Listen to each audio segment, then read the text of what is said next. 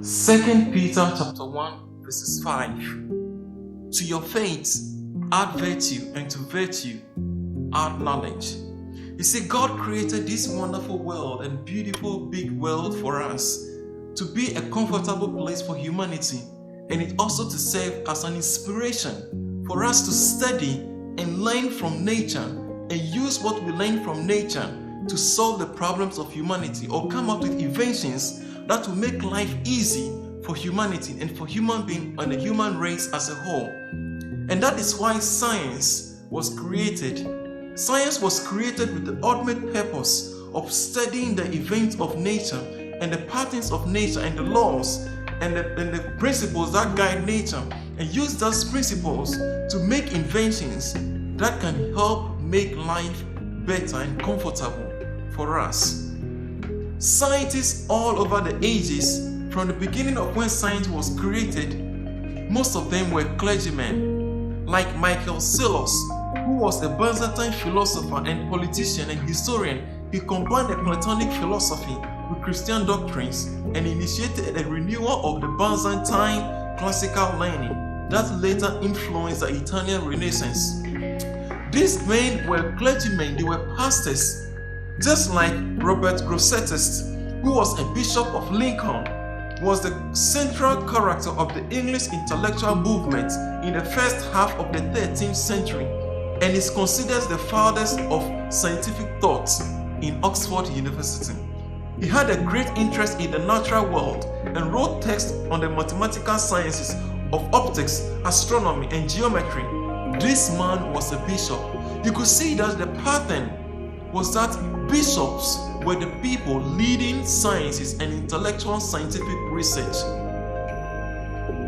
And in view of that, Europe has been at this point at one of the centers where scientists develop, or scientific theories and principles developed that help the entire generation or the planet Earth in our inventions of machines to inventions of devices that make it much more beautiful and make life comfortable for us. But right now, as we speak in Europe has gained so much grounds in science, in technology, but now saying Europe is losing grounds in the area of faith. Thousands of churches have closed down, and thousands more are being promised to close.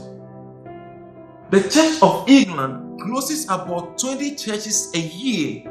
Roughly 200 Danish churches have been deemed non-viable or underused. The Roman Catholic Church in Germany has shut over 515 churches in the past decade. In the Netherlands, the trend is even worse. It is projected that 1/3 of the 1,600 churches will be out of commission. Europe, that led the way in science through their clergymen, has today forgotten about the roots that gave them what they have right now, and the roots that led them to where they are right now. And churches have been closed down. On the flip side, if we come to Africa, Africa has gained so much grounds in the area of faith, so that if you look at the world best or the 10 biggest churches in the world, 9 out of the 10 are in Africa, with capacities of over thousands, some of them millions of participants or congregations at a sitting. Africa is gaining so much ground in faith, but on the flip side, Africa is losing so much ground in the area of scientific research. And this has led to the effect of certain basic issues like the effect of malaria and fever. And because we lack this research, we are sick of certain diseases that we are not supposed to be sick of. Basic diseases that you cannot find in Europe, you will find them in Africa. because we are lacking in the area of research, and we have to depend on the world, on the other world, like the Western world, like the US, the Americas, and Asias, to solve our problems. The same thing on the flip side, if you go to Europe, fertility rate is declining because they have chosen to neglect faith. We all want to have a comfortable life, and God gave us this beautiful world to serve as inspiration for us to have a comfortable life. Just like the birds flying in the sky inspire the inventions of airplanes, and the swimming of whales in the sea inspire the inventions of submarines for military purposes.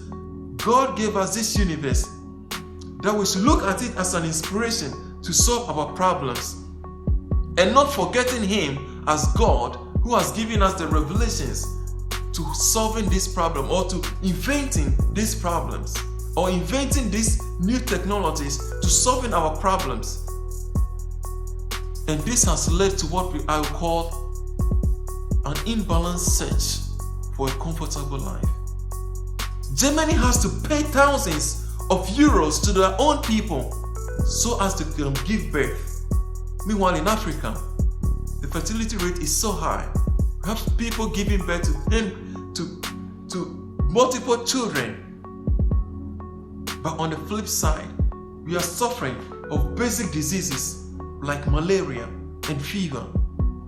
Meanwhile, in Europe, it's losing ground in faith, and they are suffering with fertility. The statistics shows that Africa contributes less than 1% to the World Research Database, and which is unfortunate. I want to encourage all our African pastors in South Africa, in Nigeria, in Ghana, in Tanzania, in every part of Africa, that God has given you the grace to build good churches. We need them in Africa.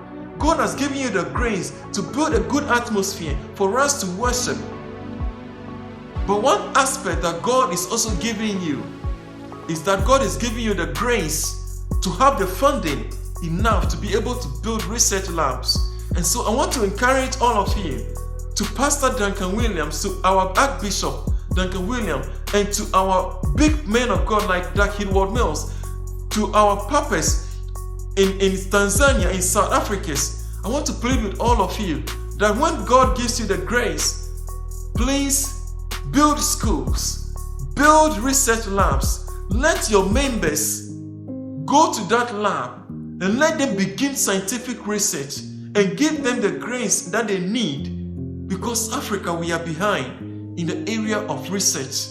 Not because Africa, we don't have the talent, but because we don't have the conditions favorable for us to carry out scientific research, cutting-edge scientific research, and come up with inventions that will solve the problem of Africa. And I want to encourage us and those in Europe that place, forget not where you started, because you started with pastors, you started with bishops that were clergymen that had revelations from God about how to invent machines and medicines to solve our problems. And today, it's not supposed to be as it is now, that Europe has to pay its own children to give birth. Countries like Germany have to pay their own citizens to give birth because of science. And therefore, I want to encourage all of us today in Africa, just as we are gaining grounds in the area of faith, let's also help gain ground in the area of scientific research, because God wants us to unify all this together. God gave us the idea. He said that I'll pour out my spirit upon all flesh, and in the last days, knowledge will abound. Therefore, I pray that God will help us to not only continue to build churches, we need the churches, but let's also build research labs. And let our members go into the lab. We have scholars, we have professionals who have finished good schools in Ghana, good schools in South Africa, good schools in Nigeria, in Tanzania, in Kenya, in all around of Africa, so that they can come together and come out with something good that will help solve the problems of Africa. And Europe, let's not forget where you started. You started with God, and you're ending in the flesh. You were the same people that brought Christianity to Africa, and you are losing those grounds. And therefore, I want to encourage you that look at where you are falling and get back there, and all other problems will be solved. God richly bless you, and I pray that this video will be a blessing to you. And if it has been a blessing to you, share it with friends. Send me your comments, and I'll be very grateful to have a deeper discussions with people and with others, and have a panel discussion to see how we as Christians can rediscover ourselves, that we are not just called to be men of faith, but also men of scientific ideologies and knowledge, because God is blessed out with both. God richly bless you, and stay blessed.